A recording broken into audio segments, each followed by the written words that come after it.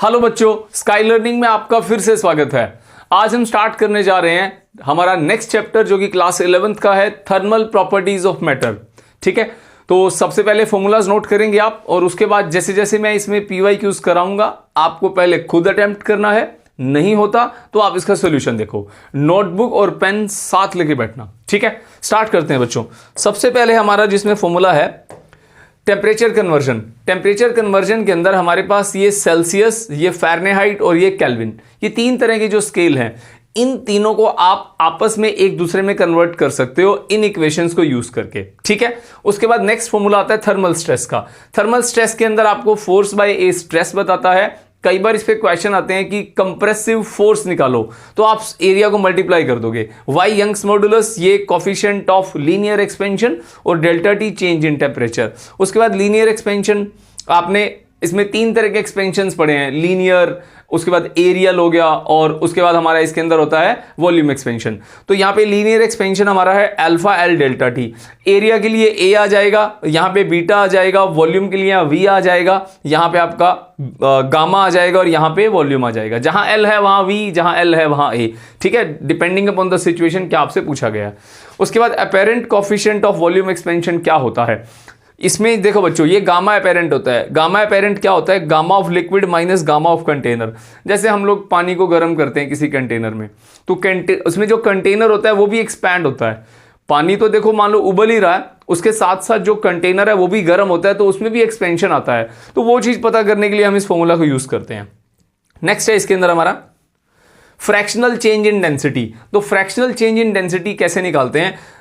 Density at 0 degree Celsius, density at T degree Celsius by density at 0 degree Celsius is equals to gamma delta T. समझ में आ गया? तो हमारे पास ये मैंने इनके बारे में लिख दिया है, 0 डिग्री सेल्सियस और T डिग्री सेल्सियस। इस फॉर्मूला को हम यूज करके हमारा आंसर निकाल सकते हैं। तो इसका नीट में क्वेश्चन भी आया हुआ है। स्पेसिफिक हीट कैपेसिटी क्या होता है? Delta Q M S delta T. S यहां पे स्पेसिफिक हीट कैपेसिटी होता है। ठीक है, उसके बाद नेक्स्ट है इसके अंदर थर्मल कैपेसिटी। थर्मल कैपेसिटी क्या होता है? किसी बॉडी का टेम्परेचर अगर आपको रेज करना है, और स्पेसिफिक हीट में क्या होता है? किसी यूनिट, मतलब किसी ऑब्जेक्ट का यूनिट मास ले लो, 1 ग्राम 1 किलोग्राम, उसका आपको टेम्परेचर राइज करना है। तो ये हमारा क्या होता है? बॉडी का टेम्परेचर राइज करना है। फॉर्मूला है C is equal to M into S. उसके बाद मैंने सारी चीजें लिखी हुई हैं। If S is constant, C is constant. If S is varies with temperature, then C changes. Important line है, इसको ध्यान रखना। अगर स्पेसिफिक हीट कैपेसिटी आपकी चेंज हो रही है तो वहां पे हमारा C जो है थर्मल कैपेसिटी चेंज होता है। इस बात को आप ध्यान रखना, इसके ऊपर क्वेश्चन पूछे जाते हैं। जब टेम्परेचर में बहुत ज्यादा चेंज कर देते हैं तब उस समय स्पेसिफिक हीट कैपेसिटी वेरीज होती है, उसके बिहाफ के ऊपर C भी वेरी होता है। ये ध्यान रखना आप। ठीक है, नेक्स्ट है इसके अंदर अगला फॉर्मूला है लेटेंट हीट का। लेटेंट हीट कौन सी होती है? ये वो हीट होती है जिसके अंदर हम लोग फेस चेंज देखते हैं। जैसे आइस से वाटर बन गया, वाटर से हमारा वेपर हो गया, तो M इंटू एल ये इसका फॉर्मूला होता है। और सेंसिबल हीट कौन सी होती है? सेंसिबल हीट वो होती है जब हम किसी ऑब्जेक्ट को टेम्परेचर देते हैं, वो ऑब्जेक्ट जो है अपना टेम्परेचर चेंज करता है, उसको हम सेंसिबल हीट बोलते हैं, जिसमें टेम्परेचर वेरी करता है। जैसे पानी है, 0 डिग्री से 100 पहुंच गया, तो 0 से 100 जो पहुंचा है उसको सेंसिबल हीट बोलते हैं। उसके बाद principle of calorimetry, heat loss is equal to heat gain, ये इसके इक्वल होता है, इसका प्रिंसिपल है। उसके बाद हीट करंट क्या होता है? डेल्टा H इसको बोलते हैं, डेल्टा T बाई R होता है। ये सिमिलर टू होता है ओम्स लॉ। अगर मैं इसको इसमें कंपैरिजन करके दिखाऊं तो V की वैल्यू IR होती है। तो यहां पे अगर मैं delta T is equals to लिख देता हूं H इंटू R। ठीक है, तो यहां पे अगर आप इसको ध्यान से देखो तो मैंने यहां पे टेम्परेचर को किसके इक्वल रखा है? वोल्टेज के इक्वल रखा है। देखो यहां पे टेम्परेचर है, ये वोल्टेज है, यहां करंट है, यहां H है, यहां रेजिस्टेंस है, यहां पे थर्मल रेजिस्टेंस है। तो आपको इसको ध्यान में रखना है। समझ में आ गई मेरी बात? क्लियर है? इसके बाद नेक्स्ट है इसके अंदर पावर। पावर क्या चीज होती है? पावर होती है एनर्जी बाय टाइम। ठीक है, आपने इसको जनरली 9th में पढ़ा है, पावर का फॉर्मूला एनर्जी बाय टाइम। इसके ऊपर भी 2022 के अंदर एक सवाल आया था, हम डिस्कस करेंगे। नेक्स्ट है इसके अंदर वीन्स लॉ क्या होता है? वीन्स लॉ कहता है कि जो वेवलेंथ होती है, मैक्सिमम वेवलेंथ किसी भी बॉडी से जो रिलीज होती है वो directly proportional to 1 by temperature होती है। आप इसको ऐसा भी बोल सकते हैं कि lambda max is inversely proportional to temperature, ठीक है। और T absolute temperature in kelvin होता है, लैम्डा मैक्स का मतलब होता है मैक्सिमम या पीक वेवलेंथ। B यहां पे वीन्स कांस्टेंट होता है, उसकी वैल्यू मैंने यहां पे मेंशन कर दी है। उसके बाद इसके अंदर क्या है, स्टीफन बोल्ट्जमैन लॉ।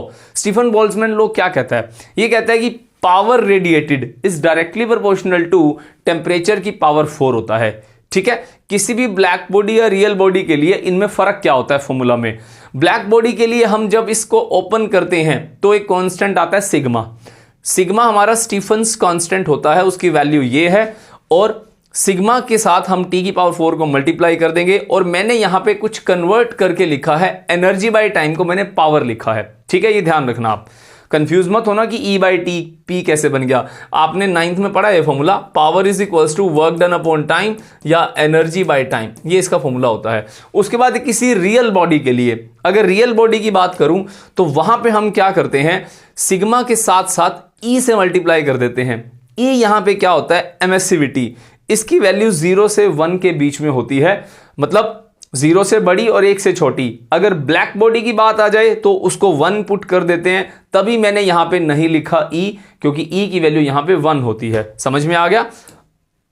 नेक्स्ट है इसके अंदर स्टीफन्स लॉ अगर आ जाए पेपर में, वहां पे अगर सरफेस एरिया की बात आ जाती है तो वहां पे आप क्या करते हो, एरिया से मल्टीप्लाई कर देते हो, ठीक है। पिछले वाले फॉर्मूला में A से मल्टीप्लाई कर दो। अब यहां पे रियल बॉडी की बात आ गई, रियल बॉडी में A तो मल्टीप्लाई करोगे, साथ में E को भी मल्टीप्लाई करोगे, क्योंकि E क्या होता है, एमिसिविटी। समझ में आ गया, ओके।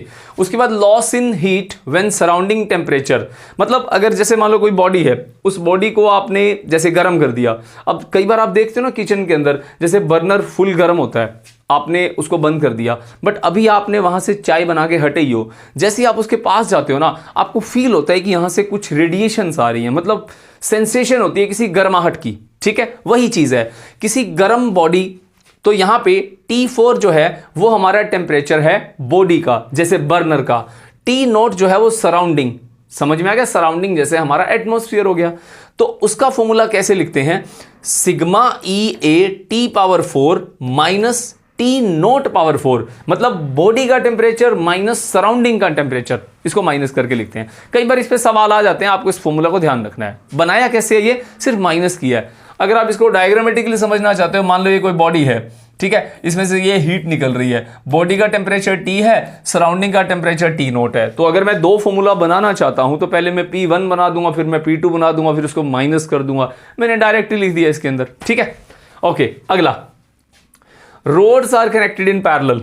अगर दो रोड पैरेलल में कनेक्ट हैं तो ये जो हमारा बन रहा है एक कंपोजिट रोड बनता है। तो आपसे पूछा जाएगा इसका K इक्विवेलेंट बताओ। K क्या होता है, कोफिशिएंट ऑफ थर्मल कंडक्टिविटी होता है, ठीक है।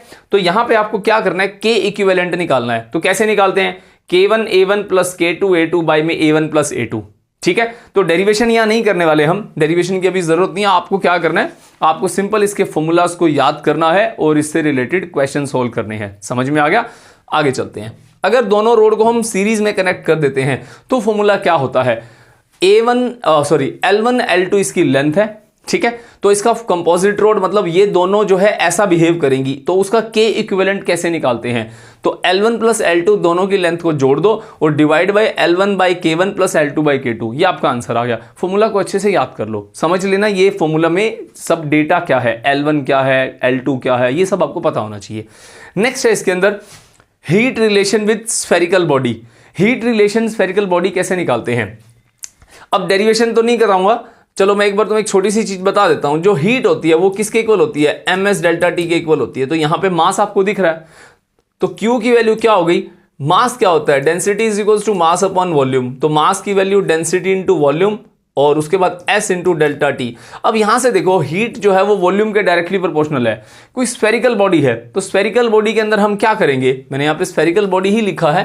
तो अगर स्फेरिकल बॉडी होगी तो उसका वॉल्यूम आप पुट कर दोगे, तो वॉल्यूम की वैल्यू क्या होती है, 4/3 पाई r क्यूब। समझ में आ गया, इसलिए मैंने यहां पे डायरेक्ट ये लिख दिया। अब मैंने आपको बनाना भी सिखा दिया, क्योंकि कई बार नहीं ध्यान रहता बच्चे को कि कैसे करें क्या करें, उस सिचुएशन में आपको ये बनाना आना चाहिए। समझ में आ गया। उसके बाद ये बड़ा प्यारा फॉर्मूला है हीट कंडक्शन का। ये कहता है कि हमारे पास एक रॉड है, ठीक है, वहां पे मैंने एक हॉट ये इसका एक एंड हॉट है और दूसरा एंड मैंने कोल्ड कर दिया, ठीक है, दूसरा एंड मैंने कोल्ड कर दिया। यहां टेम्परेचर T1 है, यहां टेम्परेचर T2 है। तो आपको क्या पूछा जाता है, आपसे ये पूछा जाता है कि इसके अंदर हीट का कंडक्शन कैसा होता है। ये इसकी लेंथ L है, तो Q की वैल्यू जो होती है वो KA delta T by L होता है, ठीक है। अब आप कहोगे सर इसको याद कैसे रखें? याद रखने का तरीका बिल्कुल आसान है। जो हीट ट्रांसफर हो रहा है वो directly proportional to temperature difference होता है। हीट ट्रांसफर जो होता है वो डायरेक्टली प्रोपोर्शनल टू एरिया होता है। भाई जितनी मोटी रोड होगी, ये एरिया ऑफ क्रॉस सेक्शन, जितनी मोटी रोड होगी उतनी ज्यादा हीट पास करेगी। जैसे जितना चौड़ा रोड होता है उतने लोग जा सकते हैं, ऐसे ही जितनी मोटी रोड होगी उतने ज्यादा पार्टिकल्स क्या कर सकते हैं, मूव कर सकते हैं या हीट को पास कर सकते हैं, ठीक है। दूसरा, Q is directly proportional to time. अब किसी चीज को आप देखो ना, अगर आप किसी चीज को बर्नर पे रखते हो, ज्यादा देर तक अगर आप रखते हो तो उसमें हीट ज्यादा पास होती है, मतलब वो ज्यादा गर्म हो जाता है। तो यहां पे टाइम T को रिप्रेजेंट करता है। Q is directly proportional to 1 by length. तो L यहां पे क्या है, लेंथ।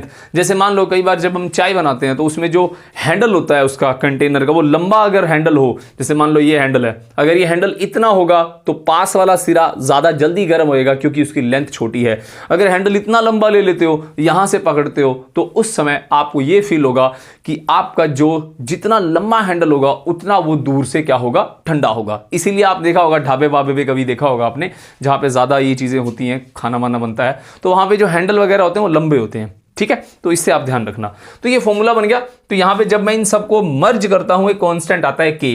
तो जब हम इस सबको इस तरफ लिखते हैं तो K हमारा कोफिशिएंट ऑफ थर्मल कंडक्टिविटी बोलते हैं हम इसको। तो इसका काम क्या होता है K का? K बेसिकली एक कांस्टेंट होता है जो हर एक, मतलब जैसे मटेरियल के लिए फिक्स होता है, जैसे आयरन के लिए, कॉपर के लिए, जो डिसाइड करता है कि कितना ज्यादा कोई कंडक्टिविटी कर सकता है, ठीक है। आगे चलते हैं। नेक्स्ट है इसके अंदर हमारा PYQs। तो सबसे पहले हमारा एक क्वेश्चन आता है इसके अंदर, क्वेश्चन नंबर 1। तो a metallic bar of Young's modulus, ये यंग्स मॉडुलस की वैल्यू दी हुई है, ठीक है। सबसे पहले आपको क्या करना है क्वेश्चन करने के लिए, सबसे पहले आपको डेटा लिखना है। डेटा कैसे लिखते हैं? जैसे मान लो यहां पे लिखा हुआ है Young's modulus formula y is equals to 0.5 into 10 की पावर 11 न्यूटन मीटर स्क्वायर। उसके बाद कहता है कि coefficient of linear thermal expansion दिया हुआ है, लीनियर वर्ड डाल दिया, तो लीनियर को अल्फा बोलते हैं। कितना है? 10 की पावर -5, ठीक है। उसके बाद एरिया ऑफ क्रॉस सेक्शन कितना दे रखा है? 10 की power -3 is heated from 0 to 100 degree Celsius. मतलब डेल्टा T की वैल्यू आपको दे दी इसने 100 डिग्री सेल्सियस। क्या चाहता है? ये चाहता है कि the compressive force developed in, ठीक है। तो मैंने जब फॉर्मूलाज आपको लिखवाया स्टार्टिंग में, उसमें एक थर्मल स्ट्रेस वाला फॉर्मूला था, ठीक है। क्या फॉर्मूला था वो मैं लिख देता हूं। Force upon area is equals to y alpha delta T। कई किताबों में आपको डेल्टा थीटा देखने को मिलेगा, ठीक है। T हो थीटा हो, आपको कंफ्यूज नहीं होना है, आपको फॉर्मूला याद रखना है। मैंने लिखवा दिया है नोटबुक में, उसको नोट करो। नहीं करा तो वापस पीछे जाओ, सारे फॉर्मूलाज को नोट करो, क्योंकि इनमें सभी में आपको उन फॉर्मूलाज की जरूरत पड़ने वाली है, ठीक है। तो इसमें आपसे ये पूछता है कि एक रोड है, उसका यंग्स मॉडुलस दिया हुआ इतना और अल्फा दे रखा इतना, एरिया ये, T ये। आपसे पूछता है फोर्स की वैल्यू बताओ। अब यहां पे देखो फोर्स अपॉन एरिया है। आपसे ये क्वेश्चन वो ये आया था बच्चों 2024 के अंदर। इसमें आपसे ये भी पूछ सकता था कि आप स्ट्रेस बताओ। स्ट्रेस होता तो फोर्स अपॉन एरिया पूछता, ठीक है। अब आपसे क्या पूछा है इसने? फोर्स पूछा है, तो एरिया को मल्टीप्लाई कर दो। सिंपल वैल्यू पुट करनी है आपको और कुछ नहीं करना। Force is equals to area y alpha delta T, ठीक है। सिंपल वैल्यूज पुट कर दो, आप इसको सॉल्व कर सकते हो बिल्कुल आसानी से, ठीक है। तो एरिया की वैल्यू कितनी है बच्चों? तो y की वैल्यू होगी हमारे पास, f की वैल्यू, f की वैल्यू कितनी आ गई? f is equals to area 10 की पावर -3 मल्टीप्लाई y कितना है? y है बच्चों 0.5 इंटू 10 की पावर 11, 0.5 इंटू 10 की पावर 11 मल्टीप्लाई अल्फा कितना है? 10 की पावर -5, टेम्परेचर कितना है? 100। तो मैंने 4 टर्म्स लिख दी, 1 2 3 4। बस आपको इसको मल्टीप्लाई करना और कुछ नहीं करना, ठीक है। तो सबसे पहले क्या करो, 10 की पावर सोल्व कर लो। 10 की पावर यहां पे 11 है, तो यहां 10 की पावर -3 है और यहां -5 है। इसको और इसको देखो, इसको हम 10 की पावर -8 लिख सकते हैं। तो क्या बन गया? F इज इक्वल्स टू 10 की पावर माइनस 8। उसके बाद अगर मैं इसका पॉइंट हटा दूं तो अपॉन में 10 आ जाएगा, तो 5/10 मतलब 1/2। चलो एक बार आप इसको 5/10 लिख लेते हैं, ठीक है, क्योंकि हमारे जो ऑप्शंस हैं वो 5 की टर्म्स में है, मतलब 5 5 1 0 0 2, तो मैं इसको कैंसिल नहीं करता, एक बार चेक कर लेंगे। 10 की पावर 11 हो गया, ठीक है, 11 आ गया, 8 आ गई, ये 2 बच गया, मतलब 10 की पावर 2। 10 की पावर 2 है तो यहां पे बेस सेम है, पावर ऐड हो जाती है, 10 की पावर 13, ठीक है, समझ में आ गया। तो 10 की पावर 13 और 10 की power 8 base same, power add, 10 की पावर 13 माइनस 8 गुना में 5/10। ये मैं इतना डीप इसलिए बता रहा हूं क्योंकि कुछ बच्चों को मैथमेटिकल प्रॉब्लम्स आती है, वो कहते हैं कि सर हमसे मैट्रिक पावर सोल्व नहीं होती, तो उनके लिए मैं ये डीप करके दिखा रहा हूं कि जो बेस सेम है वो पावर ऐड हो जाती है, ठीक है। जिस भी बच्चे को ये प्रॉब्लम हो उसको सॉर्ट आउट कर लो। 13 में से 8 गए 5, तो 5 गुना में 10 की पावर कितनी होगी, 13 में से 8 गए 5, डिवाइड बाय क्या आ गया 10, 10 से कटी 1 0, यहां बच गई 4 0, तो 5 गुना में 10 की पावर 4, 5 गुना में 10 की पावर 4, ठीक है, ऐसा नहीं है। तो हमारे पास 5 गुना 10 की पावर 3 है और 50 गुना 10 की 3 है। अगर मान लो मैं 1 0 यहां लिख दूं, 5 0 गुना में 10 की पावर 3, ये लिख सकता हूं मैं ऐसे, सोच के देखो आप। अगर मैं यहां 10 की पावर 3 मतलब 1000 लिखता हूं तो 50,000 आंसर आता है। अगर मैं 5 के आगे 4 0 लगाता हूं तब भी 50,000 आता है। ये सब सिर्फ कंफ्यूज करने के लिए किया जाता है, तो आपको कंफ्यूज होना नहीं है, आपका ऑप्शन बी आ गया। समझ में आ गई मेरी बात। नेक्स्ट क्वेश्चन, अगला सवाल है बच्चों, एक कॉपर की रोड है, ठीक है, एक कॉपर की रोड है 88 सेंटीमीटर और एक एल्यूमिनियम रोड है unknown length, have unknown length. तो सबसे पहले एक कॉपर की रोड बना लेते हैं। ये है कॉपर, कितनी लेंथ है इसकी, 88 सेंटीमीटर। तो इसको आप ऐसे लिख लेते हैं L ऑफ CU। तो लिखने का तरीका है, ठीक है, क्योंकि यहां पे कंपैरिजन आ रहा है, दो चीजें हैं, तो आप तो नोटेशन दे के लिखो, सबस्क्रिप्ट दे के लिखो। सबस्क्रिप्ट का मतलब होता है जो नीचे लिखते हैं। फिर कहते हैं कि एक अननोन लेंथ है एल्यूमिनियम की, ये लेंथ ऑफ एल्यूमिनियम लिख लेता हूं, अननोन है, नहीं पता, आप क्या करो, इसके सामने क्वेश्चन मार्क का साइन लगा दो। समझ में आ गया। अगली चीज, length have their increase in independent of increase in temperature, ठीक है, independent of increase in temperature मतलब टेम्परेचर के बढ़ने से इनको कोई फर्क नहीं पड़ता। तो इसका मतलब जो डेल्टा एल है वो क्या है, सेम है दोनों के केस में।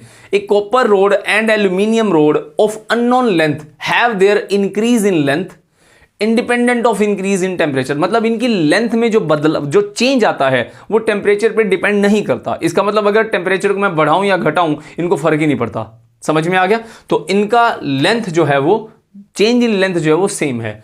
फिर कहता है कि the length of aluminium road is, तो हमसे ये पूछता है, ये बताओ गिवन क्या है, अल्फा कॉपर का दे रखा है और अल्फा एल्यूमिनियम का दे रखा है। तो बच्चों यहां पे एक्सपेंशन का सवाल है ये, ठीक है। तो देयर इंक्रीज इन लेंथ, तो इंक्रीज इन लेंथ का फॉर्मूला क्या होता है, इंक्रीज इन लेंथ का फॉर्मूला होता है delta L alpha L delta T, ये फॉर्मूला होता है। अब यहां पे दो केस हैं, तो आपको क्या करना है, दो केस की फॉर्म में लिख लेना है। सबसे पहले यहां लिख लो Cu, Cu का मतलब हो गया कॉपर, तो यहां पे भी लेंथ ऑफ Cu लिख दूं, कॉपर हो गया।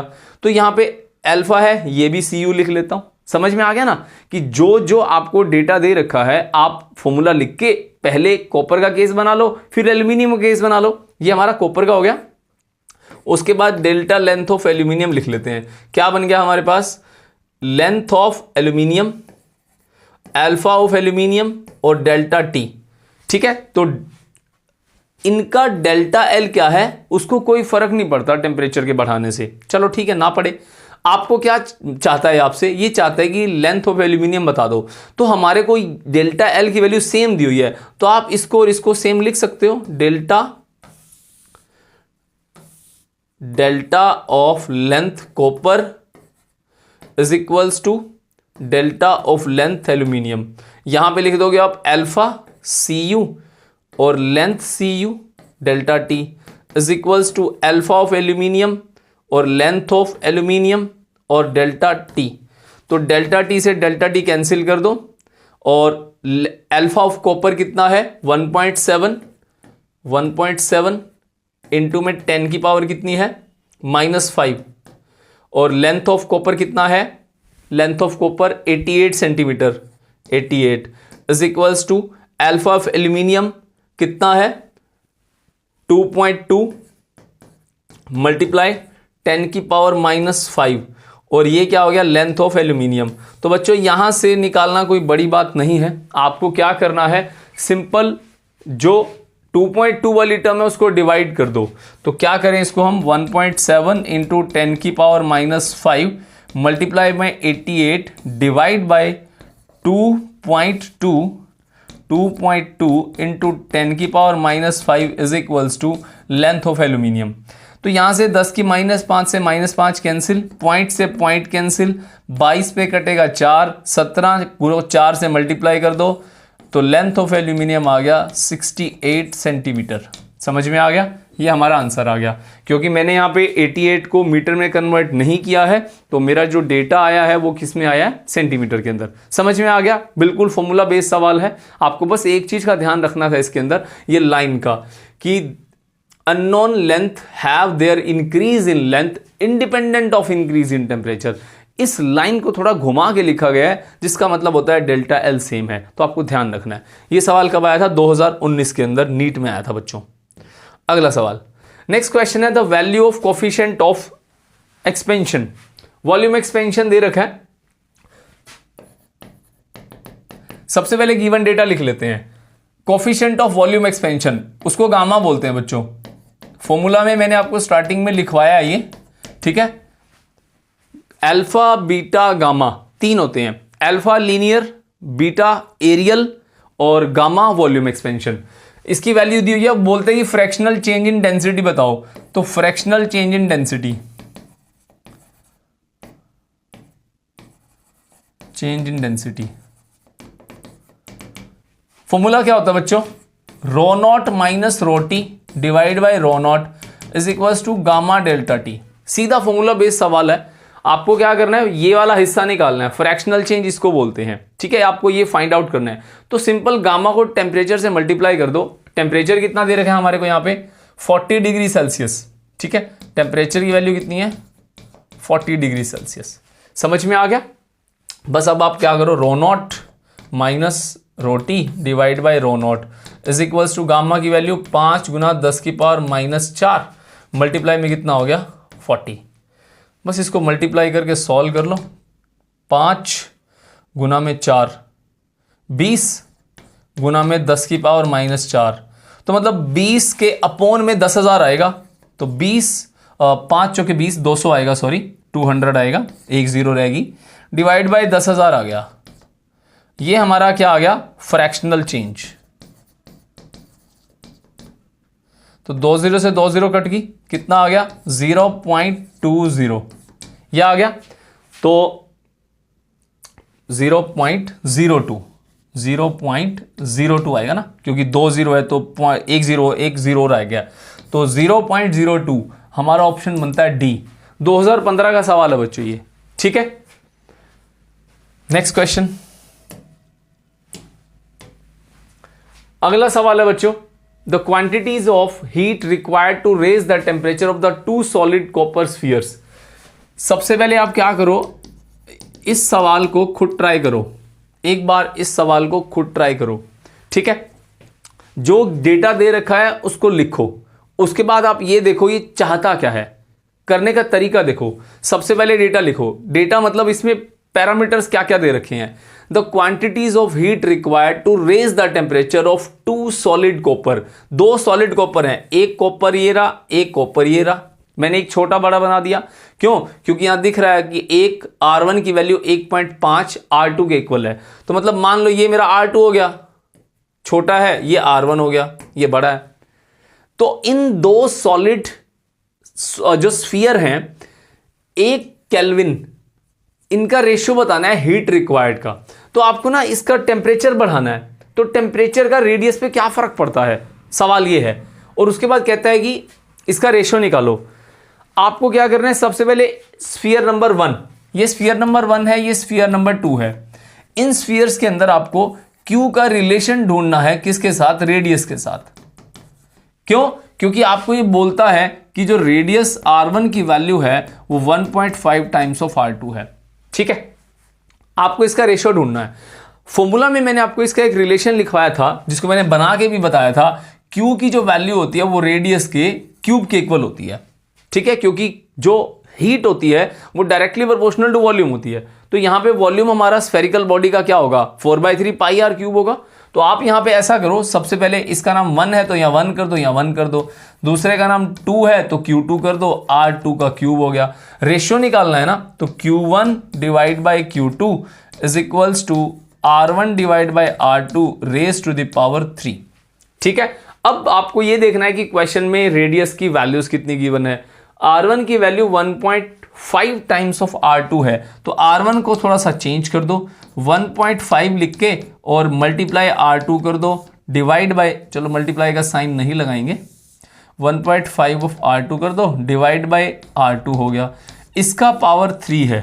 ठीक है, तो R2 से R2 कैंसिल हो गया। अब इसको सॉल्व कर लो, कितना आ गया, Q1 डिवाइड बाई Q2 1.5 1.5 1.5। अब सबके पॉइंट अगर मैं हटा दूंगा, पॉइंट हटाया तो नीचे क्या आ गया, 10 गुना 10 गुना 10। ठीक है, 5 से काट दो इसको, 5 पे 3, 5 पे 2, 5 पे 3, 5 पे 2, 5 तिये 15, 5 दूनी 10, 3 तिये 9 तिये 27 डिवाइड बाई 2 दूनी 4 दूनी 8, 27/8 ऑप्शन नंबर ए। 2020 का सवाल है बच्चों, ये आसान है ना।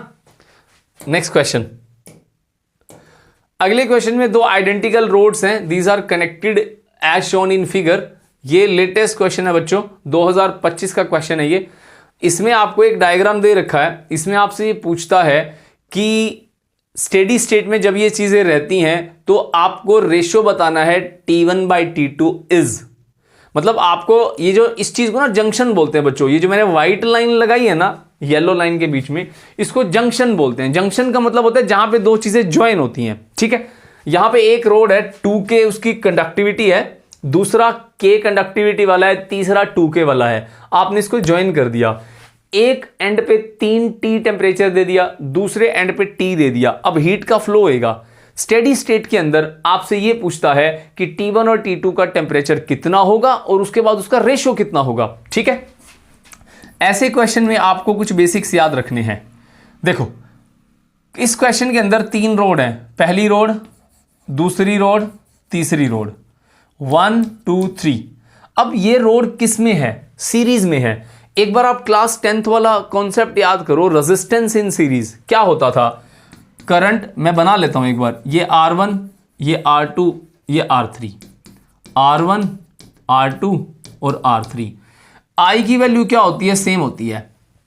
ठीक है, इस कॉन्सेप्ट पे चलो, I की वैल्यू सेम होती है, मतलब I1 I2 I3 तीनों सेम होंगे। और डिवाइड क्या होता है इसमें, वोल्टेज डिवाइड होता है, तो V की वैल्यू डिफरेंट होती है।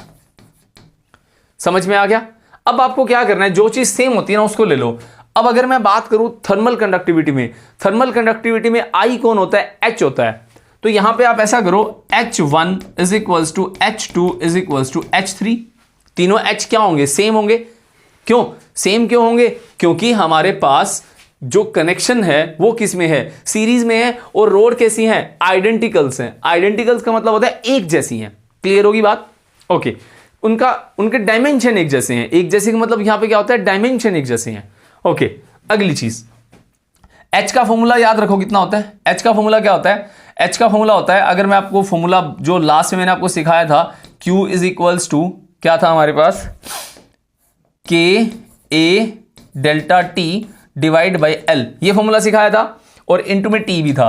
अगर इस T को नीचे ले आऊं तो Q divide by T is equals to K A delta T divide by L।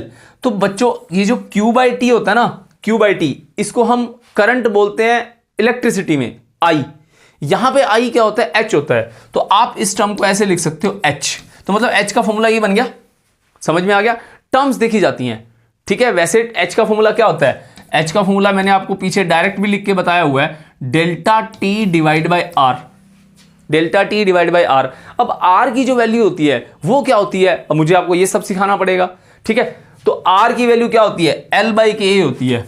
Are की वैल्यू एल बाई के ए होती है। अगर आप इस वैल्यू को यहां पुट कर दोगे तो आप यहां पहुंच जाओगे वापस। आप ट्राई करके देख सकते हो, ठीक है। आपको डायरेक्ट ये फॉर्मूला लगाना है, हीट सेम है। समझ में आ गई मेरी बात? ओके, स्टार्ट करते हैं बच्चों इस सवाल को।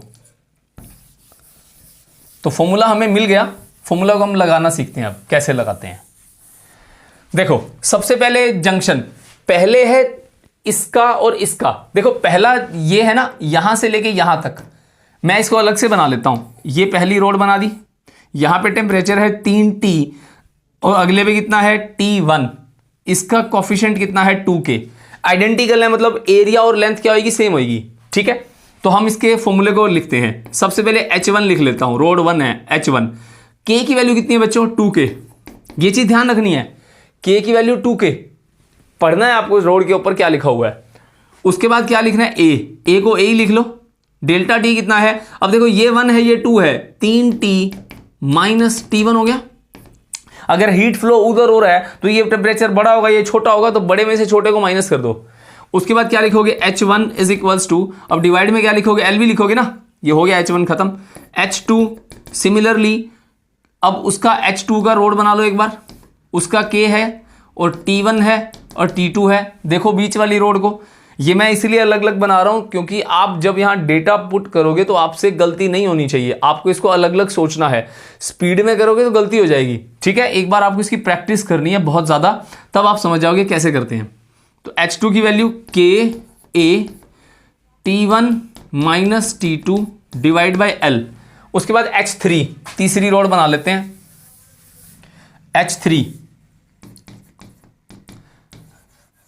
H3 में T2 से T तक जाओगे और इसका नाम 2K है, तो 2KA T2 minus T divide by, bracket में बंद कर दो इसको, ठीक है। बस अब आपको क्या करना है, तीनों सेम होते हैं, तो H1 is equals to H2 is equals to H3। H1 is equals to H2 is equals to H3। समझ में आ गया?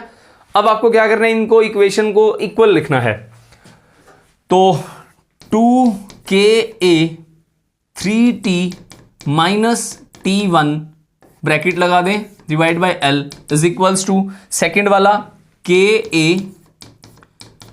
T1 minus T2 divide by L equal to last वाला 2KA और T2 minus T2 minus T है divide by क्या है, L है। तो एक बार उसको डॉट को मिटा दूं,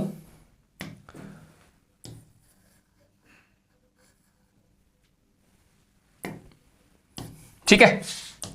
ये हमारे पास आ गया। अब यहां से जो कटता है उसको काट दो। K से कटा K L L K L।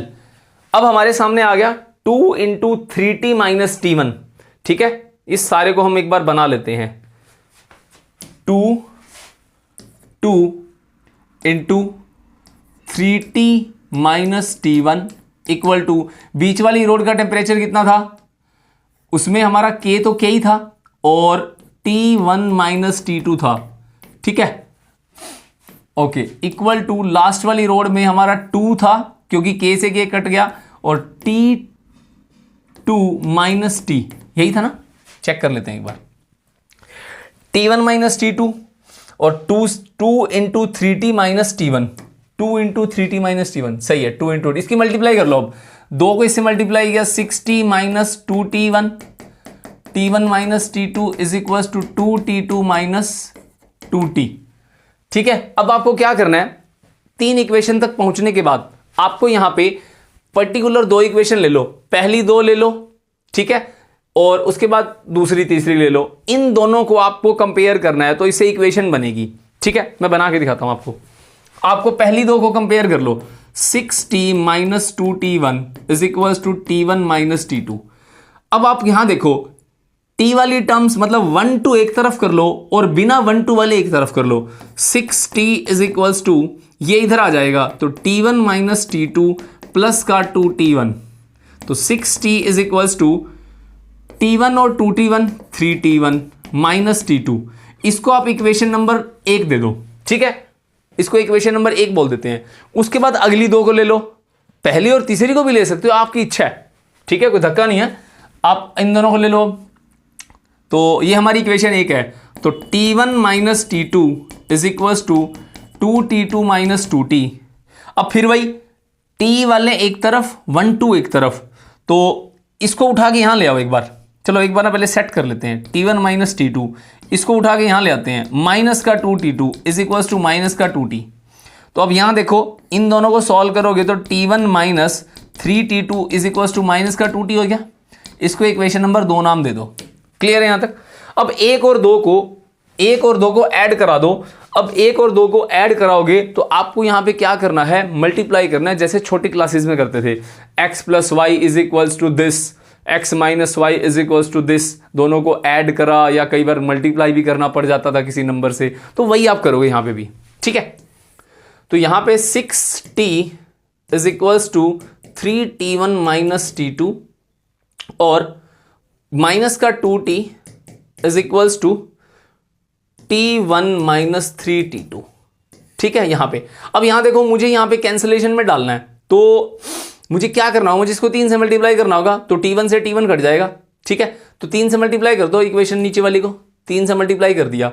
जब मैं इसको 3 से गुना करूंगा तो यहां पे 6 बन जाएगा, यहां पे कितना बन जाएगा, 3 बन जाएगा, यहां कितना बन जाएगा, 9 बन जाएगा। समझ में आ गया? यहां 6 बन जाएगा। तो इसको मैं सेट कर लूं, एक बार बना दूं।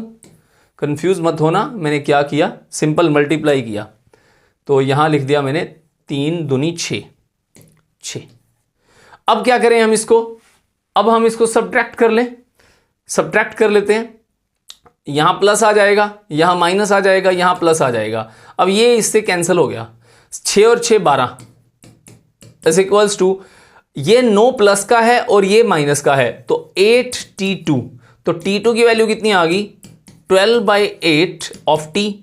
ठीक है, इसको काट लो 4 से, 4 पे 3, 4 दूनी 8, 3/2 इंटू T। ये आपका T2 आ गया।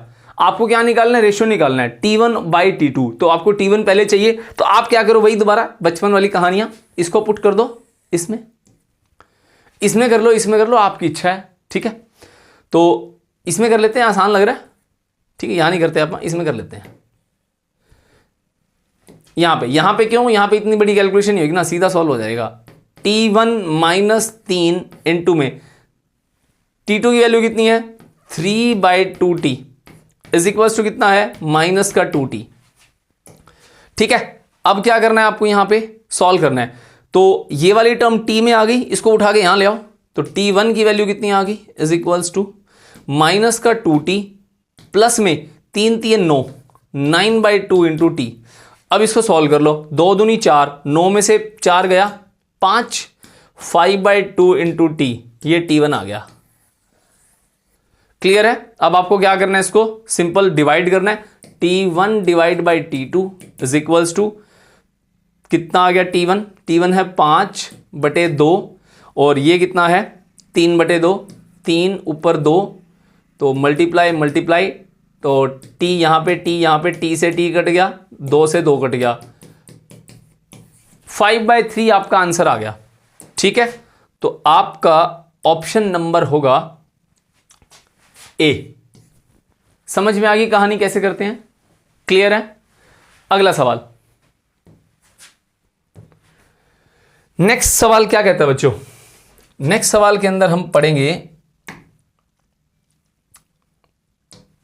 कहते हैं कि 1 ग्राम स्टीम है, इसको मिक्स कर दिया 1 ग्राम आइस के साथ, तो resultant temperature of the mixture. 1999 का सवाल है ये, 1999। ठीक है, तो क्या कहता है बच्चों ये सवाल? सबसे पहले स्टीम है एक हॉट बॉडी, स्टीम, साइड में लिख दो cold body, hot body cold body, यहां पे है आइस, ये है हमारी हॉट बॉडी। स्टीम हमारा 1 ग्राम है, m इज इक्वल्स टू 1 ग्राम। उसके बाद आइस कितना है हमारा, 1 ग्राम। इन दोनों को मिक्स कर दिया, चलो जी मिक्स कर देते हैं। ये स्टीम है, ये आइस क्यूब्स हो गए, बंद कर दो इसको, ये स्टीम डाल दिया। ठीक है, 1 ग्राम हमने मिक्स कर दिया। अब आपसे ये पूछता है कि जब हम इसको डब्बे को बंद कर देते हैं तो इसका रिजल्टेंट टेम्परेचर कितना हो जाता है। तो मतलब यहां पे आइस क्या है, गर्म है, आइस ठंडी है, और हमारे पास स्टीम क्या है, हॉट है। तो हॉट से कोल्ड की तरफ एनर्जी का मूवमेंट होगा। ठीक है, तो जो स्टीम है वो आइस को मेल्ट करने की कोशिश करेगी, तो स्टीम खुद भी तो कंडेंस होगी ना, स्टीम खुद भी तो कंडेंस होगी ना वाटर की फॉर्म में, ठीक है। तो स्टीम का स्टेट चेंज होगा, स्टीम का स्टेट चेंज मतलब कंडेंस। कंडेंस के लिए हम लेटेंट हीट यूज करते हैं m इंटू एल, और आइस जो है वो मेल्ट होगी, तो Q is equals to m into L. Ice जो है मेल्ट होगी, स्टेट चेंज होगा, तो आइस से क्या बनेगा, वाटर। यहां पे क्या है, स्टीम से क्या बन रहा है, वाटर। स्टीम से क्या बन रहा है, वाटर। स्टेट चेंज, तो आपको यह याद रखना है जब स्टेट चेंज होता है तब लगाते हैं ml। दूसरा एक होता है सेंसिबल हीट। अब वाटर जो है, आइस 0 डिग्री सेल्सियस पे है, वाटर भी 0 डिग्री सेल्सियस पे होगा ना, एक बार स्टेट चेंज होगा, उसके बाद स्टीम की वजह से इसका टेम्परेचर राइज होएगा, उसको बोलते हैं हम सेंसिबल हीट। तो वाटर क्या होगा, अब गर्म वाटर होगा, गर्म वाटर होगा। तो यहां पे क्या हो रहा है, टेम्परेचर चेंज हो रहा है, यहां पे क्या हो रहा है, टेम्परेचर चेंज हो रहा है। समझ में आ गई मेरी बात। तो टेम्परेचर चेंज के लिए हम क्या यूज करते हैं, ms डेल्टा टी, और स्टेट चेंज के लिए हम क्या यूज करते हैं, ml। आपको ये ध्यान रखना है, समझ में आ गया। अब शुरू करते हैं। यहां पे Q is equal to ml है, तो यहां पे यूज होता है L यहां पे कौन सा यूज होगा, लेटेंट हीट ऑफ वेपराइजेशन, इसकी वैल्यू होती है 540 कैलोरी। और यहां पे होता है फ्यूजन, मतलब आइस मेल्ट हो रही है, तो मेल्टिंग, तो फ्यूजन की वैल्यू होती है इसकी 80 कैलोरी। स्टीम जो है बहुत ज्यादा गर्म होती है ना, बहुत ज्यादा गर्म है तो इसका नंबर बड़ा, आइस जो ठंडी होती है उसका नंबर छोटा। समझ में आ गया, ऐसे याद रख लो इसको। तो वेपराइजेशन 540, तो Q कितना हो गया, मतलब Q रिलीज हो रहा है, स्टीम जो है वो क्या कर रही है, हीट को दे रही है, रिलीज कर रही है, ये एब्जॉर्ब करेगी, तो रिलीज हो रहा है। तो रिलीज कितना, 1 गुना में 540, तो Q की वैल्यू 540 आ गई। इतनी हीट स्टीम ने आइस को दी। आइस को पिघलने के लिए कितनी चाहिए, ml। Q is equals to 1 गुना में 80, 80, 540 दी, 80 इसने ले ली, पानी बन गया। उसके बाद इसका टेम्परेचर बढ़ेगा, गर्म होएगा सिस्टम। तो गर्म होने के लिए क्या करना है, sensible heat m1, C specific heat capacity water की 1 गुना में पानी का टेम्परेचर कितना हो जाएगा, 100, तो कितना हो गया 100 कैलोरी। 100 प्लस 80 मतलब ये Q1 मान लो, Q2 मान लो, तो नेट हीट एब्जॉर्ब कितनी हुई, नेट हीट एब्जॉर्ब 80 प्लस में 100, 180 कैलोरी इसने एब्जॉर्ब कर ली। अब दी कितनी 540, ली कितनी 180, बाकी क्या है, रिमेनिंग हीट इसके अंदर। तो रिमेनिंग कितना हुआ,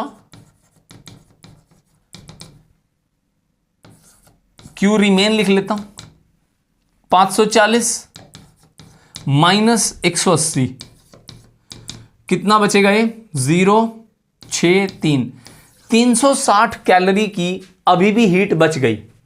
अब ये बची हुई हीट क्या करेगी, अब पहले सिस्टम को देखो, आइस क्या बनेगा, पानी, स्टीम क्या बनेगा, पानी। आइस और स्टीम दोनों क्या बन गए, पानी, और दोनों का हमसे पूछता है रिजल्टेंट टेम्परेचर कितना होगा। अब ध्यान से देखो, आइस ने हीट ले ली, खुद को मेल्ट कर लिया। अब जब खुद को मेल्ट किया उस सिचुएशन में उसका टेम्परेचर एक बार जाएगा 0 डिग्री, क्यों, क्योंकि स्टेट चेंज हो रहा है ना। उसके बाद उसका टेम्परेचर बची हुई हीट को और लेता रहेगा, आने दे आने दे आने दे, फिर खुद के टेम्परेचर को बढ़ाता रहेगा। उसके बाद भी इसके पास 360 डिग्री 360 कैलोरी हीट बच जाती है, ठीक है। अब ये बची हुई हीट क्या करती है, जो पानी बनता है उसको दोबारा हीट बनाती है। ये आगे चला जाता है क्वेश्चन, हमारा क्वेश्चन वैसे यहीं तक खत्म हो जाता है, क्योंकि यहां पे 540 कैलोरी दी, 180 कैलोरी यूज हुई, उसके बाद भी स्टीम की हीट बच गई, तो मतलब स्टीम का जो टेम्परेचर था वो 100 डिग्री सेल्सियस था, तो टोटल सिस्टम का टेम्परेचर कितना पहुंच जाता है 100 डिग्री सेल्सियस। समझ में आ गया। हमसे ये पूछता है कि जब हम मिक्स करते हैं तो उस समय रिजल्टेंट टेम्परेचर कितना होता है। देखो 540 कैलोरी स्टीम ने दी, 180 कैलोरी आइस ने यूज कर ली, उसके बाद क्या होगा, 360 कैलोरी जो हीट बची है वो क्या करेगी, वो जो पानी बनता है ना उसको दोबारा वेपर बनाना स्टार्ट कर देती है। अगर आप इससे आगे भी पढ़ना चाहते हो वो भी हो जाएगा। उसमें क्या होता है, उसमें हम एक फॉर्मूला लगाते हैं, क्यू रिमेनिंग जो होता है ना is equals to M of steam into latent heat of vaporisation. ये एक फॉर्मूला होता है, ये हमें ये बताता है जो वो पानी बचता है उससे कितनी हमारी जो स्टीम और बन सकती है। तो आप स्टीम का मास निकाल सकते हो यहां पे, m is equals to 360 divide by 540, 0 से 0 कट गई, 18 दूनी 36, 18 3 54, तो 2/3 ग्राम हमारे पास स्टीम और मिलती है। समझ में आ गया? तो ये आगे चला जाता है सवाल। हमारा सवाल यहीं तक था कि टेम्परेचर कितना होता है। आंसर है 100 डिग्री सेल्सियस। क्लियर है? अगला सवाल नेक्स्ट है इसके अंदर बच्चों 2016 का एक क्वेश्चन है। ये कहता है कि हमारे पास एक आइस है, piece of ice, it is falls from a height h height बना लो h। एक पीस ऑफ आइस है, तो पीस ऑफ आइस, ये लो पीस ऑफ आइस बना लिया, ये आइस है बच्चों, ये गिरता है ऊपर से नीचे, इट मेल्ट्स कंप्लीटली, रास्ते में ये पूरी तरह से मेल्ट हो जाता है। ठीक है, कब? Only 1/4 of the heat produced is absorbed by the ice and all the energy of the ice gets converted into heat during its fall. अब जैसे मान लो ये h हाइट पे है, ठीक है, तो h हाइट पे होने के बाद इसके पास एनर्जी कितनी रही होगी? अगर आप ध्यान दो, अगर हम हाइट पे होते हैं, जैसे ये मार्कर है मैंने यहां तक उठा रखा है जमीन से, अब इसके पास कौन सी एनर्जी है आपको ये सोचना है। हाइट पे कौन सी एनर्जी होती है? Potential energy. तो यहां पे इसके पास पोटेंशियल एनर्जी है, इसकी 1/4 हिस्सा मतलब 1/4 यूज हो जाता है इसको पिघलाने में। तो यहां से जब ये नीचे आ रहा है तो mgh का 4th portion equal to use होता है हीट बनाने में, मतलब लेटेंट हीट। आइस से मेल्ट हो रहा है, वो गायब हो रही है हीट, मतलब स्टेट चेंज सोच के देखो ना, बर्फ ऊपर से नीचे गिर रही है, रास्ते में एयर फ्रिक्शन की वजह से क्या हो रहा है, उसकी एनर्जी जो है वो कन्वर्ट हो रही है किसके अंदर? वेपर्स के अंदर, गायब हो रही है, वो आइस का जो पीस है वो गायब हो रहा है। तो वो कहता है कि आपका जो पोटेंशियल एनर्जी है ना उसका चौथा हिस्सा जो यूज हो जाता है वो स्टीम बनाने में यूज हो जाता है। तो कंपेयर कर लो, बस सिंपल है, mgh/4 हिस्सा वो यूज हो जाता है m × l में, मास से मास कट गया। ठीक है, क्या चाहता है हमसे? h की वैल्यू बताओ, h की वैल्यू क्या हो जाएगी? l × 4 डिवाइड बाई g की वैल्यू इसने बोली 10 ले लो। लेटेंट हीट ऑफ आइस कितना है? 3.4 गुना 10⁵ गुना कर लो बच्चों इसको, 3.4 गुना 10⁵ मल्टीप्लाई 4 डिवाइड बाई 10। इसको सॉल्व कर लो बस, अब और क्या करना है हमें, यही है, हो गया। अब 4, ये पॉइंट हटा दो, पॉइंट हटा, नीचे 100 बन गया, 4 से काटा, ये कितना बन गया? 25। ठीक है, 34 h is equals to 34 × 10⁵ divide by 25। अब ऐसा करते हैं हम इसको मल्टीप्लाई, इसको ना 10⁵ को ब्रेक कर लेते हैं। 10⁵ को हम 100 × 10⁻³ लिख सकते हैं, सिंपल लॉजिक, बेस सेम वाला। 10⁻³ गुना में 100 डिवाइड बाई 25 से हमने काट दिया इसको, कितना बन गया? ये बन गया हमारे पास 4। 34 को 4 से मल्टीप्लाई कर दो, 4 चौके 16, 1 4 3 12 और 1 13, 136 गुना में 10⁻³ 136 गुना में 10⁻³ मीटर, क्योंकि मैंने इसको SI सिस्टम में करा है, ये हमारा मीटर आ गया और आंसर जो है किलोमीटर में है। तो ऑप्शन नंबर ए आपका बनता है 136 किलोमीटर, क्योंकि मीटर है, अगर किलोमीटर में करते हो तो 1000 से आपको इसको डिवाइड करना पड़ेगा। समझ में आ गया? अगला सवाल, ये क्या कहता है कि एक स्टीम है, steam is passed into A 20 gram of water at 10 degree Celsius. When water acquires a temperature 80 degree Celsius the mass of the water present will be, mass of the water मतलब remaining मास निकालना है आपको, mass of water निकालना है, mass of water.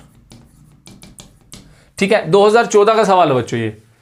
कुछ data given है, latent heat वही 540 और स्पेसिफिक हीट 1 कैलोरी। तो है क्या, स्टीम। उसके बाद कौन है यहां पे बच्चों, वाटर।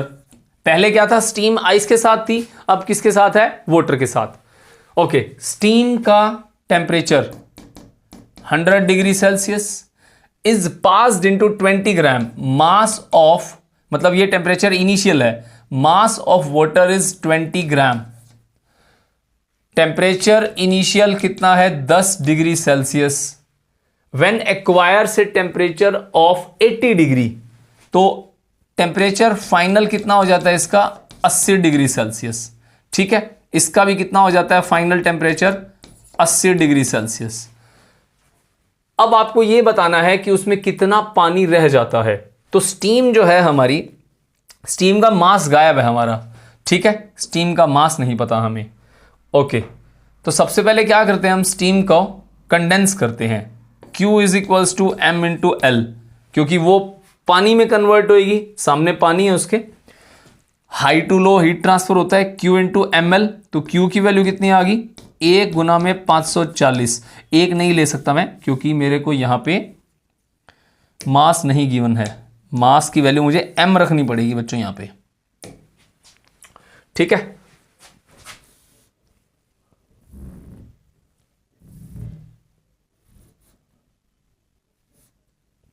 चलो सरक गया इधर ये। एनीवे, आगे करते हैं हम। सरकेगा क्या, सरक गया। अब देखो, Q की वैल्यू M कितना है हमारे पास, M मान लेते हैं स्टीम का, स्टीम के बारे में बात कर लेते हैं। L कितना होता है, 540। ठीक है, 540 होती है इसके पास, लिखा हुआ यहां पे 540 कैलोरी पर ग्राम। मैं मान लेता हूं M ग्राम स्टीम है, मेरे को मास नहीं पता। तो 540 M यूज होता है स्टीम को कंडेंस करने में, खुद को कंडेंस करने में। उसके बाद इसका टेम्परेचर भी तो चेंज हो रहा है ना। पिछले सवाल में टेम्परेचर जो था हमने पानी का बढ़ाया था। ठीक है, यहां पे क्या हो रहा है, हमारा टेम्परेचर जो है वो रिड्यूस हो रहा है। कितना रिड्यूस हो रहा है, Q इज इक्वल्स टू, मतलब Q1 Q2 MC delta T। ठीक है, तो M कितना है हमारे पास, M है इनटू में C लिख लेता हूं एक बार। और डेल्टा T की वैल्यू कितनी है हमारे पास, डेल्टा T C की वैल्यू कितनी है हमारी, 1 है। C की वैल्यू 1 है, पानी की 1 दे रखी है, 1 दे रखी है। उसके बाद डेल्टा T कितना है, 100 माइनस 80, कितना बचेगा, 20 इंटू M। तो Q2 की वैल्यू 20 M है। पहला कंडेंस, दूसरा टेम्परेचर चेंज, दोनों हीट को ऐड करा दो। तो Q टोटल कितना हो गया हमारे पास, 540 प्लस में 20 इंटू M, 560 M हीट जो है वो टोटल यहां से रिलीज हो रही है, 560 M। ठीक है, 560 M। अब चलते हैं पानी के पास, वाटर के केस में। तो वाटर के केस के अंदर क्या हो रहा है, वाटर के केस के अंदर टेम्परेचर रिड्यूस हो रहा है हमारा। ठीक है, और टेम्परेचर बढ़ रहा है, सॉरी 10 से 80 हो रहा है। तो वाटर का केस ले लेते हैं, Q of water. So Q is equals to MC delta T। तो Q is equals to, mass कितना है वाटर का, 20 ग्राम, 20 ग्राम मल्टीप्लाई 1 इंटू में टेम्परेचर कितना हो रहा है इसका, 80 से 10 से 80, 10 से 80 मतलब 80 माइनस 10, ये कितना हो गया, 20 गुना में 70। तो Q कितना हो गया हमारे पास, 70 दूनी 1400। ठीक है, इतनी हीट लॉस हुई स्टीम से, इतनी हीट गेन हुई। यहां रिलीज भी लिख सकता हूं या लॉस भी लिख सकता हूं। इतनी हीट पानी ने गेन कर ली। अब कैलोरीमेट्री वाला प्रिंसिपल क्या कहता है, heat loss is equals to heat gain, दोनों को इक्वेट कर दो। तो Q lost is equals to Q gain, कितना है 560 M is equals to 1400। M की वैल्यू 1400 डिवाइड बाय 560, इसको डिवाइड कर लो, 0 कितने पे जाएगा, ये 2 पे काट लेते हैं इसको, 2 पे 14 भी कट सकते हैं ना, 14 एकम 14, 0, 14 चौके 56, 2 पे 5, 2 दूनी 4, 5/2। m की वैल्यू कितनी आ गई? 5/2 ग्राम आ गया। ठीक है, ओके, तो m की वैल्यू कितनी आ गई मेरे पास? 2.5 ग्राम आ गई। इतना मेरे पास पानी है, 2.5 ग्राम पानी जो स्टीम से कन्वर्ट हुआ। अब पहले कितना पानी था? 20 ग्राम था। अब कितना पानी हो गया? 2.5 ग्राम और आ गया। तो टोटल वाटर कितना हो गया? m total is equals to 20 plus में 2.5 कितना हो गया? 22.5 ग्राम, जो कि है हमारा ऑप्शन नंबर डी। समझ में आ गई कहानी? Heat release by steam, heat gain by water, दोनों को कंपेयर कर दो। We don't know here the mass of steam, so let the mass of steam is m। समझ में आ गई कहानी? अब चलते हैं अगले सवाल पे।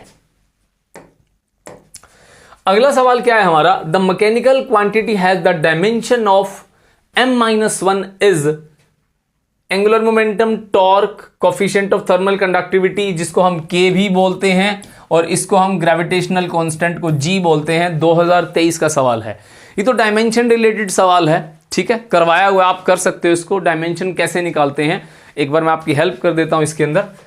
जैसे एंगुलर मोमेंटम का फॉर्मूला क्या होता है? L is equals to m into v into r होता है। तो L की value m v l t minus 1 r l हो गया। तो m1 l2 t माइनस 1 ये L है। क्या यहां पे हमारा मास माइनस में आ रहा है? नहीं आ रहा। आपको ऐसे चारों निकाल के देखने हैं। समझ में आ गया? वैसे आपको दिख ही रहा है कि आपने टॉर्क वगैरह पढ़े हैं सारे। टॉर्क के मोमेंटम टॉर्क का जो डायमेंशन होता है वो वर्क डन के इक्वल होता है, तो वर्क डन में m प्लस होता है। तो ये भी ऑप्शन नहीं है, ये भी नहीं है। थर्मल कंडक्टिविटी है, इसमें और इसमें डाउट होता है ग्रेविटेशनल में। अब मुझे डाउट नहीं है क्योंकि मेरे को ये पता है इसका आंसर डी आएगा। आप इसको ट्राई करके देखोगे। g की वैल्यू जो होती है एफ आर का स्क्वायर बाय m1 m2 होता है। कौन सा फॉर्मूला यूज किया है? ग्रेविटेशन में करवा रखा है, g m1 m2 by r square. Thermal conductivity का फॉर्मूला आज ही करा है ये, k और a delta t by L. यहां से आप निकाल सकते हो। g की वैल्यू आपको यहां दिख रही है, नीचे मास स्क्वायर में है, ऊपर सिंगल होएगा तो ऊपर जाएगा तो माइनस हो जाएगा। डी आपका आंसर आ गया। ठीक है, अगला सवाल क्या है बच्चों? The power radiated by a body, black body is P। Power radiated by black body is P। 2018 का सवाल है। It radiates the maximum energy at the wavelength lambda. Case 1 कर लेते हैं। कहता है कि जब पावर P होती है तो वेवलेंथ की वैल्यू लैम्डा नोट होती है। ठीक है, फिर क्या कहता है दूसरे केस में? अगर temperature of the body is now changed, मतलब पहले टेम्परेचर T रहा होगा, अब केस 2 जब टेम्परेचर T डैश कर दिया, नया कर दिया, so that it radiates the maximum energy at wavelength, मतलब lambda dash 3/4 of lambda naught. So the power radiated it's become P dash की वैल्यू बताओ। अब आपको यहां पे पावर का रिलेशन टेम्परेचर के साथ बनाना है, ढूंढना है। समझ में आ गया? वेवलेंथ का आपको टेम्परेचर के साथ रिलेशन मैंने फॉर्मूला में बताया था, और पावर का रिलेशन भी मैंने बताया था, दोनों के बताए थे। देखो, पावर का फॉर्मूला होता है sigma E T power sigma T power 4। E छोटा होता है, मतलब energy by time sigma T power 4 सिखाया था मैंने आपको। स्टार्टिंग में मैंने फॉर्मूलाज बताए थे, A से मल्टीप्लाई, E से मल्टीप्लाई। तो यहां पे T की पावर 4 है, सो P डैश T डैश हो जाएगा। P अकेला कितना हो जाएगा? सिग्मा T पावर 4 हो जाएगा। मुझे ये रेशियो निकालना है, सिग्मा से सिग्मा कट गया, so P dash by P is equals to T dash by T की पावर 4। लो बच्चों, फॉर्मूला तो ये बन गया। अब कहानी क्या है? मुझे टेम्परेचर नहीं पता। टेम्परेचर के लिए यहां पे इन्होंने एक चीज को घुमा दिया। लैम्डा का रिलेशन हमारे को टेम्परेचर के साथ याद होना चाहिए, मतलब यहां पे 2 लॉ यूज होंगे। एक तो वीन्स लॉ यूज हो रहा है, ये कौन सा है हमारा? ये स्टीफन लॉ है, स्टीफन्स। एक होता है वीन्स लॉ, इस वीडियो के शुरुआत में जो फॉर्मूला शीट थी उसमें मैंने बताई थी सारी चीजें। वीन्स लॉ क्या कहता है, lambda max is inversely proportional to temperature, so lambda max into temperature is equals to Wien's constant. तो दो केस बनाने पड़ेंगे आपको, सबसे पहले इसके लिए बनाओगे फिर इसके लिए बनाओगे, फिर दोनों को क्या कर दोगे, इक्वेट करके टेम्परेचर का रिलेशन निकाल लोगे। करके दिखा देता हूं मैं, देखो सबसे पहला मैं लॉ को मिटो रहा हूं, इसको मैं यहां पे सोल्व भी कर देता हूं। तो lambda max temperature is equals to b. तो पहले पे अगर मैं लगाऊं तो पहली लैम्डा कितनी है मेरी, लैम्डा नोट है, टेम्परेचर टी है, इसको बी मान लिया, इक्वेशन नंबर 1 होगी। दूसरे केस के अंदर लैम्डा मैक्स की जगह मैं लैम्डा डैश लिखूंगा, इसकी वैल्यू 3/4 इंटू लैम्डा नोट है, टेम्परेचर में इसका टी डैश मान लूंगा इज इक्वल्स टू बी। अब दोनों तरफ मेरे कांस्टेंट है ना 1 और 2 में, तो लेफ्ट हैंड साइड हमारी जो है वो इक्वेट कर सकते हैं क्योंकि राइट हैंड साइड इक्वल है, 1 इज इक्वल्स टू 2। तो आपके पास क्या बन गया, lambda naught into T is equals to 3/4 lambda naught into T dash. Lambda naught से लैम्डा नोट कैंसिल हो गया, 4/3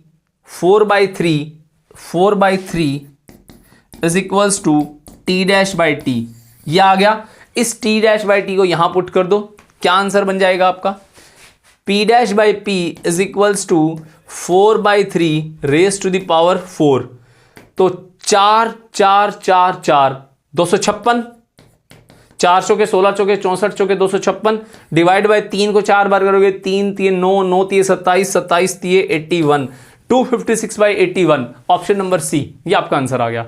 देखा कैसे डायरेक्ट फॉर्मूला यूज हो रहे हैं, बस आपको थोड़ा बहुत याद रखना है स्टीफन्स लॉ क्या होता है और वीन्स डिस्प्लेसमेंट लॉ क्या होता है वगैरह वगैरह। ठीक है, अगला सवाल, 2 रोड हैं, ठीक है, ए और बी 2 रोड है हमारे पास और डिफरेंट मटेरियल्स की हैं, इनको आपने जोड़ दिया, वेल्डिंग कर दी इसकी आपस में, कोफिशिएंट K1 और K2 दे रखा है, लेंथ इनकी सेम है, thermal conductivity of the composite road, मतलब ये रोड जो है वो हमारी ऐसे बन गई अब, ठीक है, इसका आपको K इक्विवेलेंट निकालना है। तो इसमें डायरेक्ट फॉर्मूला यूज होगा बच्चों, K equivalent when the 2 rods are in parallel, formula याद करो, K1 A1 K2 A2 A1 plus A2। K1 कितना है, K1 है बच्चों, एरिया सेम होगा ना, एरिया सेम रहेगा इसके अंदर, दोनों रोड जो हैं A प्लस में K2A divide by A plus A। तो यहां पे देखो बच्चों K1 प्लस K2 बाहर आ गया, A और A 2A बन गया, A से A कट गया, तो K1 plus K2 divide by 2, option number D, ये आपका आंसर आ गया। 2017 का सवाल है बच्चों ये, ठीक है। अगला सवाल, एक स्फेरिकल बॉडी है जिसका रेडियस 12 सेंटीमीटर है और रेडिएट करती है 450 वोट की पावर 500 केल्विन पे। If the radius were halved and temperature double, फिर वही 2 केस बनेंगे इसके अंदर। केस 1, पहले गिवन डेटा लिख लो, सबसे पहले स्फेरिकल बॉडी है, बॉडी बना ली, रेडियस दे रखा है 12 सेंटीमीटर, पावर दे रखी है 450 वॉट, स्फेरिकल बॉडी का ध्यान रखना है, शेप का ध्यान रखना है, क्योंकि यहां पे एक बॉडी है जो हमारे पास रेडिएशन दे रही है, तो आपको एरिया की जरूरत पड़ेगी यहां पे, तो तभी आपको ध्यान रखना है कि बॉडी की शेप कैसी है। दूसरा, टेम्परेचर दे रखा है 500 केल्विन, और if the radius case two पहले रेडियस को R1 मान लेता हूं क्योंकि 1 का केस चल रहा है, 1 ले लो, इसको 1 ले लो। दूसरे में आपको क्या करना है, पावर निकालनी है, मतलब P2 निकालना है, T2 की वैल्यू आपकी डबल कर दी, मतलब डबल कर दी, और रेडियस को हाफ कर दिया, रेडियस को R1/2 कर दिया, ठीक है। What would be the power, चलो शुरू करते हैं बच्चों। अब देखो आपको दिख रहा है ये सवाल पावर वाला है, तो पावर का फॉर्मूला क्या होता है, सिग्मा A T पावर 4। याद है स्टार्टिंग में सिखाया था मैंने, सिग्मा के साथ A मल्टीप्लाई तब होता है जब किसी बॉडी के एरिया की बात की जाए, तो A से मल्टीप्लाई कर देते हैं। तो अगर 1 है, कांस्टेंट है A1 T1, तो P1 की वैल्यू कितनी हो गई हमारे पास, चलो P1 तो लिख ही लिया, P2 लिख लेता हूं, सिग्मा A2 T2 पावर 4, ठीक है।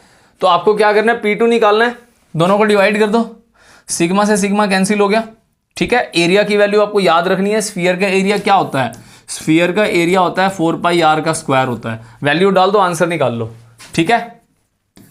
तो P1 divide by P2 is equals to A1 कितना है 4 पाई आर का square, T1 power 4 divide by, इसको R1 लिख देता हूं। दूसरा P2 4 पाई R2 कितना है R1 बाई 2 का स्क्वायर है। T2 कितना है 2 ऑफ T1 है, 2T1 पावर 4 हो गया। बस 4 पाई से 4 पाई उड़ा दो इसको, उड़ गया ये, ओके। अब यहां से आप देखोगे इसको, यहां पे अपॉन में 4 है, क्योंकि स्क्वायर ओपन करूंगा 4 ऊपर आ जाएगा, तो ये मेरी जो वैल्यू बन जाएगी 4 R1 का स्क्वायर T1 का स्क्वायर, और T1 का स्क्वायर नहीं होगा, T1 का 4 है, डिवाइड बाय R1 का स्क्वायर, और 2 को 4 बार करो, कितना हो गया 16 हो गया, 2 दूनी 4 दूनी 8 दूनी 16, T पावर 4 हो गया।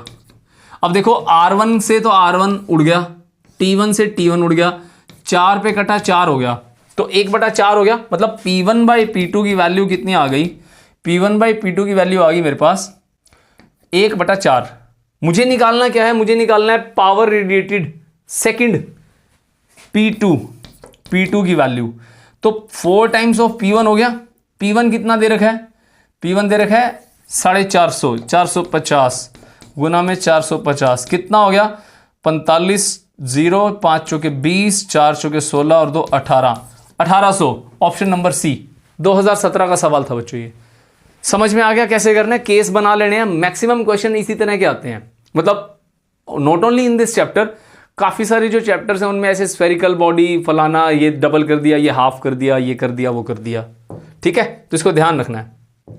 अगला सवाल क्या है बच्चों, अगला सवाल है एक द रेडियस है, ठीक है, of a star, radius r दे रखा है आपको, ठीक है। It is acts as a black body. So what would be the temperature of the star in which the rate of energy produced is Q। Energy produced is Q, rate of the energy. तो मतलब हमारे पास energy by time is equals to क्या है, formula लिख लेते हैं एक बार।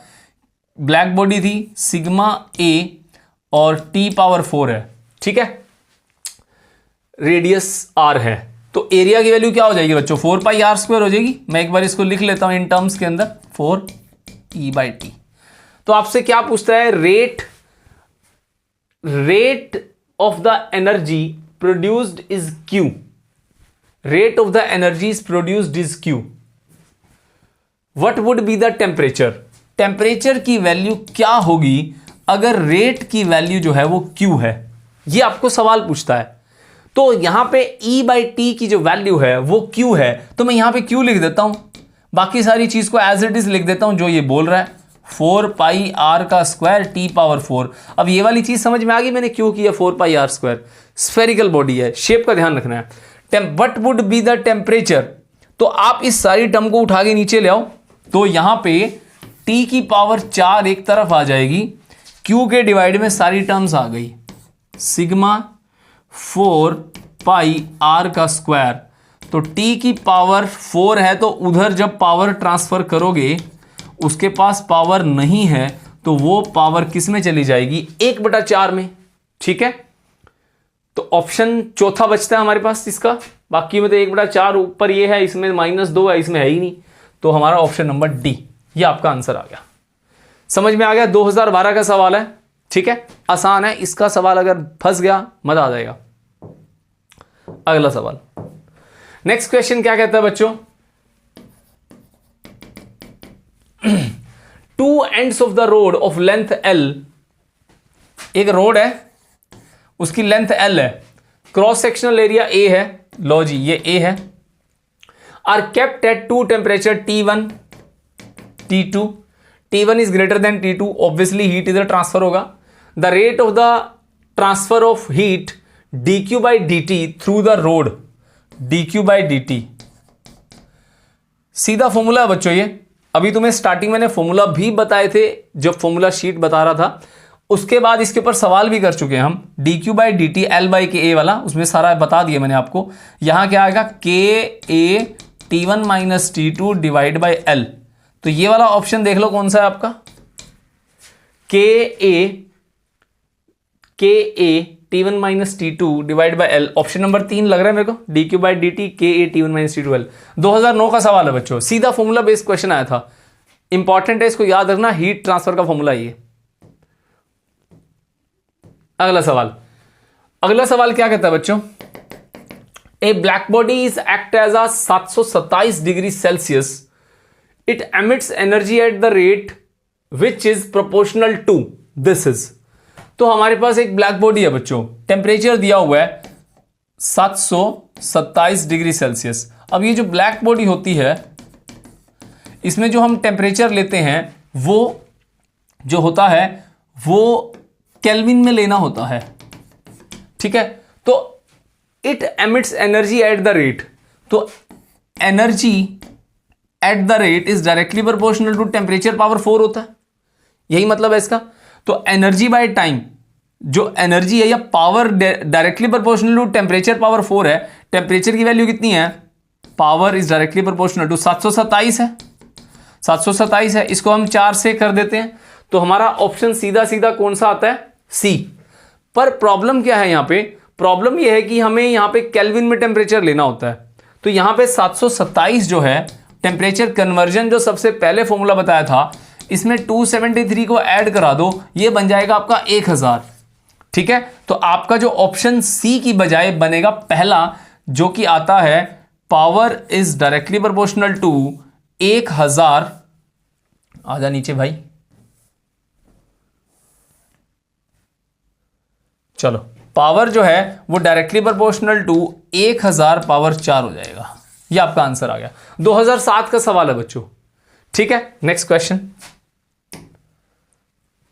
अगला क्वेश्चन क्या कहता है बच्चों, 2022 का सवाल है, the energy that will be ideally radiated by the 100 kilowatt transmitter. कोई ट्रांसमीटर है, ये ट्रांसमीटर मान लेते हैं, कोई भी एक ट्रांसमीटर, यहां से एनर्जी आ रही है, पावर दे रखी है 100 किलोवाट, 1 घंटा, टाइम की वैल्यू 1 घंटा इज दिस, इन जूल दे रखा है। तो एनर्जी निकालनी है बच्चों, पावर दिया हुआ है, टाइम दिया हुआ है। मेरे ख्याल से 9th का सवाल है ये, देखा जाए तो बस थोड़ा सा वर्ड्स भारी भरकम है, एनर्जी इज रेडिएटेड, ठीक है, क्लास के हिसाब से वर्ड्स भारी कर दिए। तो फॉर्मूला क्या था, एनर्जी बाय में time is equals to power, rate of doing work, simple है। तो एनर्जी निकालनी है, क्या हो गया, पावर मल्टीप्लाई टाइम हो गया। पावर कितनी दे रखी है, 100, किलोवाट को पुट कर दो वोट में, 1000 गुना में 1 घंटा। अब जूल में जाना है तो हमारा एसआई यूनिट क्या होता है, टाइम का सेकंड होता है, मल्टीप्लाई कर दो किससे, 3600 से। कौन सा ऑप्शन बनता है, 36 गुना में 2 और 3 5 और 2 7, 10 की पावर 7, पहला। समझ में आ गया बच्चों, आई होप आपको समझ में आ गया होगा इस सारे वीडियो के अंदर जो जो मैंने आपको कराया, ठीक है। आप क्या करो, इन क्वेश्चन से आइडिया लगाओ कि इस तरह के क्वेश्चन आए हुए हैं, तो जो और क्वेश्चंस हैं और आपके पास पीवाईक्यूज होंगे, कोई बुक ले लो पीवाईक्यूज की रिलेटेड, प्रैक्टिस करो। जितना प्रैक्टिस करोगे उतनी आपकी स्पीड बढ़ेगी और उतना आपका कॉन्सेप्ट दिमाग में बैठेगा। तो ये एक आइडिया हो गया आपको कि इस तरह के क्वेश्चन आते हैं। समझ में आ गया बच्चों, ओके, पढ़ाई करो, all the very best, bye bye.